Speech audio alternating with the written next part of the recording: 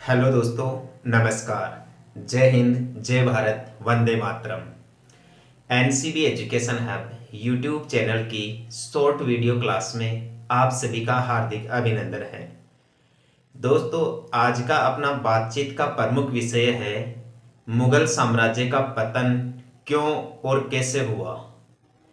ऐसे बताया जाता है दोस्तों कि ये जो इतना बड़ा साम्राज्य था जिसने पूरे भारत पर शासन किया, तत्कालीन लाहौर भी उनकी राजधानी रही या काबुल से इन्होंने शासन कार्य करना प्रारंभ किया, तो ये जो इतना बड़ा साम्राज्य था वो अचानक से कैसे ढह गया भाई, इसका पतन कैसे हुआ, क्या कारण थे ऐसे।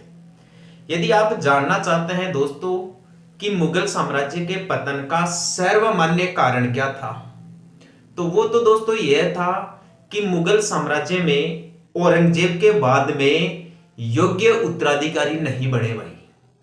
जो सर्वमान्य तर्क है वो तो यही माना जाता है कि औरंगजेब के बाद में कोई योग्य शासक राजगद्दी पर नहीं बैठ पाया और उसने शासन व्यवस्था ठीक तरीके से नहीं चलाई, इसलिए मुगल साम्राज्य का पतन हो गया। दूसरा प्रमुख कारण दोस्तों अंग्रेजी प्रभुत्व को माना जाता है कि इस समय मराठाओं के आक्रमण बढ़े, अंग्रेजों का हस्तक्षेप भारत में बढ़ा, इसलिए भी मुगल साम्राज्य कमजोर हो चुका था।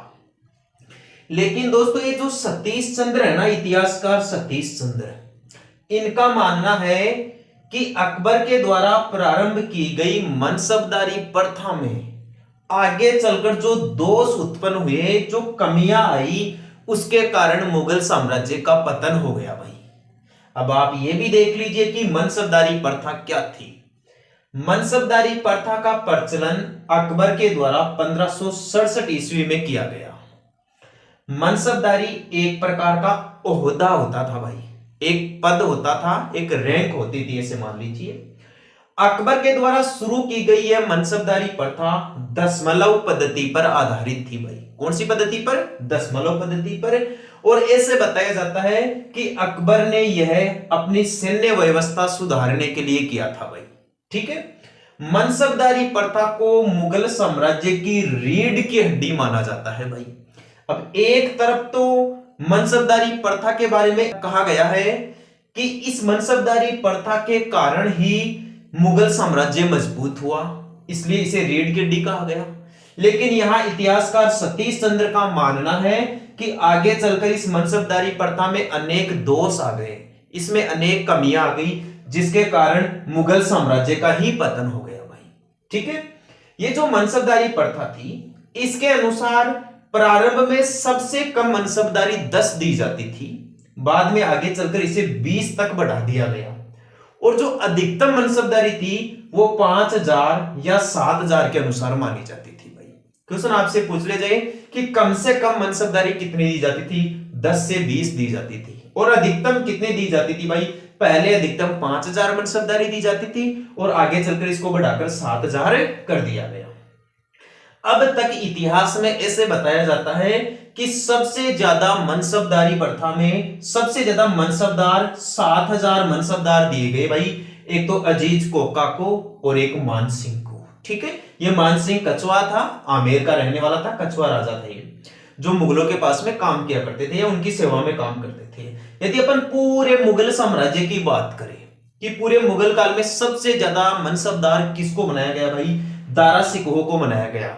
ऐसा बताया जाता है कि इसने 60,000 जात और 60,000 सवार मिली थी इसको। ठीक है, और देखो मासिक स्केल क्या होता है दोस्तों, ये जो शाहजहां है ना, शाहजहां ने धन की कमी आ जाने के कारण पूरे वर्ष का वेतन नहीं दिया अपने कर्मचारियों को, और इसने केवल 3 महीने का वेतन दिया था, जिसे मासिक स्केल के नाम से जाना जाता है। तो इस प्रकार दोस्तों इस मनसबदारी प्रथा में आए दोष के कारण मुगल साम्राज्य का पतन हुआ। लेकिन सर्वमान्य तर्क यह माना जाता है कि औरंगजेब के बाद में अयोग्य उत्तराधिकारी बने, इसलिए मुगल साम्राज्य का पतन हो गया। ठीक है, यहां दोस्तों एक महत्वपूर्ण प्रथा और है, जैसे मनसबदारी प्रथा के बारे में सवाल पूछे जाते हैं ना एग्जाम के अंदर, वैसे ही दोस्तों इस किरोड़ी प्रथा के बारे में भी सवाल पूछे जाते हैं।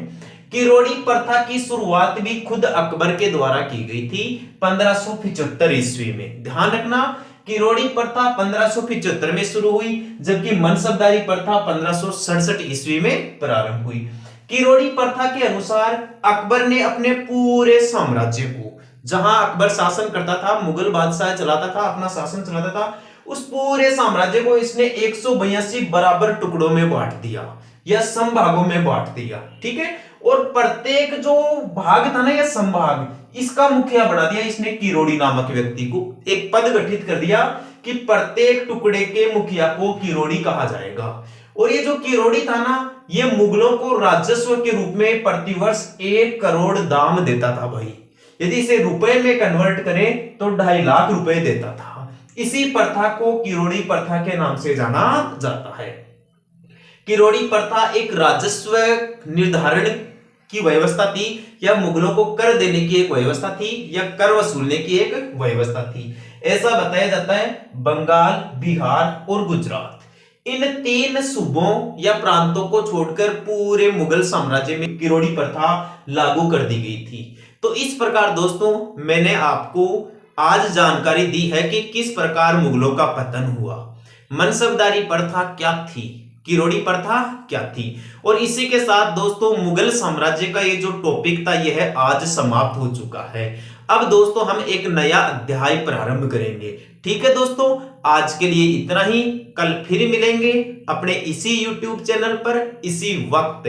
यदि दोस्तों आपको मेरे द्वारा दी गई जानकारी अच्छी लगी है तो अपने YouTube चैनल को लाइक, शेयर और सब्सक्राइब जरूर करें। धन्यवाद दोस्तों। जय हिंद, जय भारत, वंदे मातरम।